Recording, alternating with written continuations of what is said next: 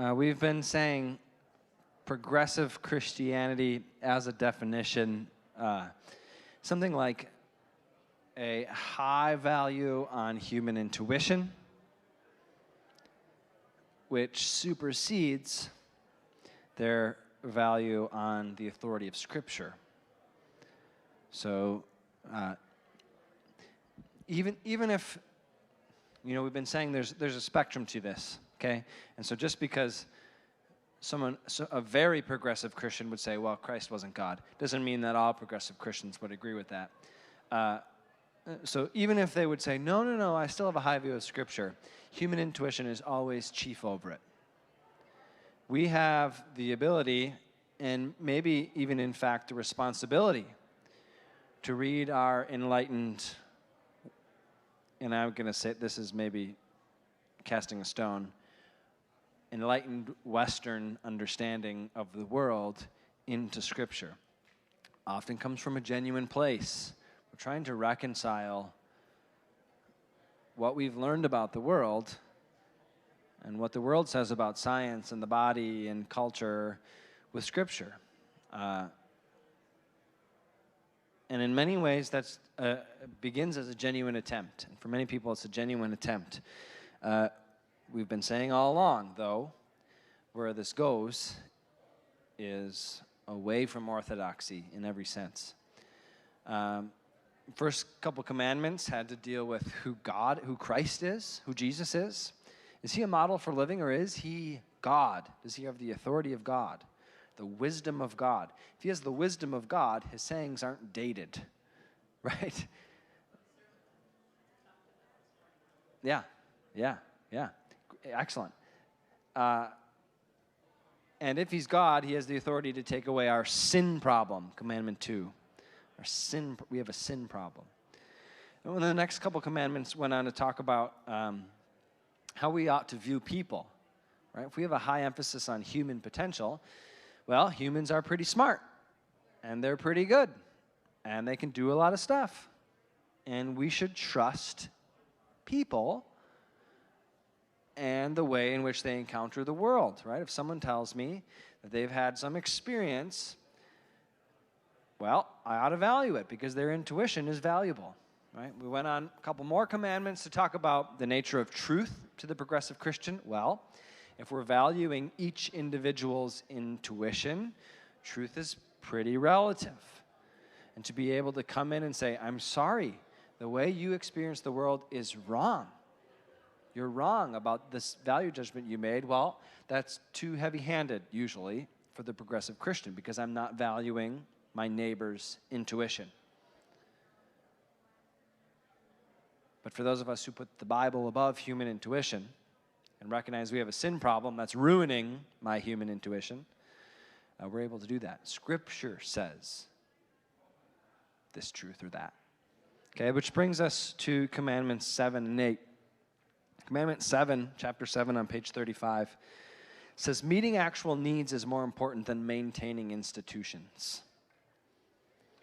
Meeting actual needs is more important than maintaining institutions. Chief purpose of the church, then, for the progressive Christian, is to help people, to fix the world. This is a half-truth. The church ought to help people. And we're kind of proud to tell statistics like, it's the church that donates the most amount of money, and it's church people who give their time for this or that more than other people. And that's right. Christians ought to give and serve for the betterment of the world. But that is not the only function of the church.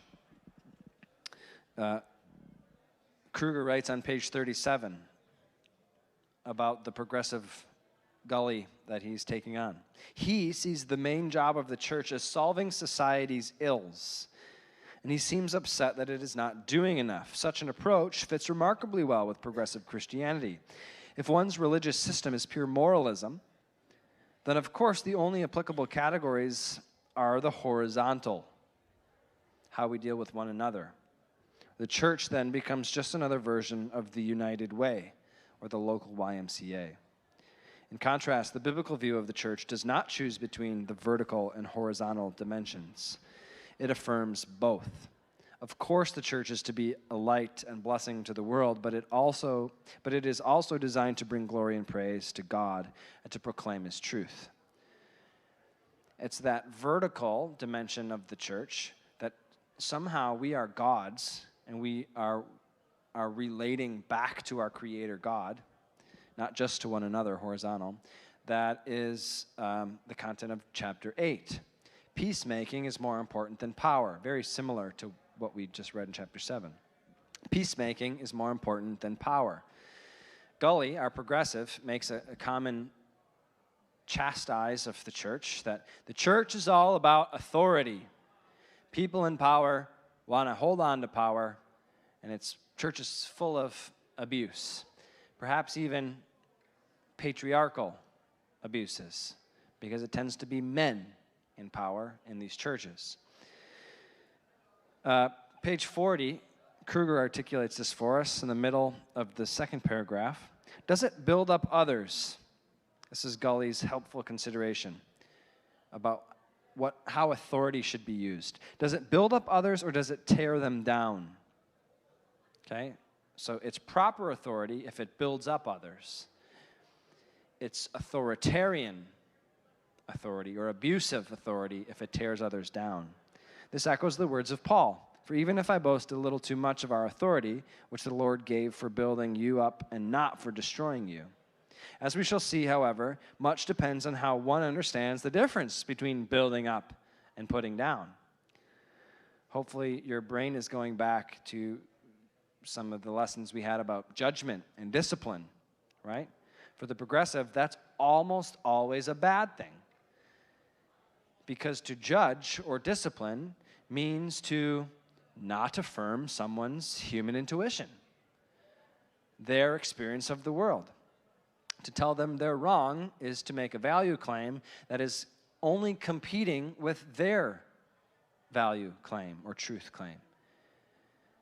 But we know human intuition is not our chief colander. That's how I like to think of worldview, a system of colanders we strain things through, right? Human intuition is not the top for us, the arbiter of truth. Scripture is. So we're able to make truth claims and value judgments, and we're able to do discipline in promoting someone towards biblical Christ-like behavior, towards worship of God, right? How does that work into building each other up and tearing someone down? What might look to the progressive like tearing someone down because you're critiquing their human intuition, their experience of the world, might to us be building them up because we're destroying some wrong understanding they have of who they are, who God is, what the world is, and bringing them into alignment with biblical truth, which for us is the chief colander. You can see how that puts us at odds with the progressive. Kruger goes on to say on page 42, kind of connecting the two commandments in the 4th full paragraph. In other words, horizontal peace between man and man begins first with recognizing our need for vertical peace between God and man. And only Jesus can provide such vertical peace with God. As you read Commandments 7 and 8, did you have thoughts about this horizontal and vertical nature of the church and where we get our authority from?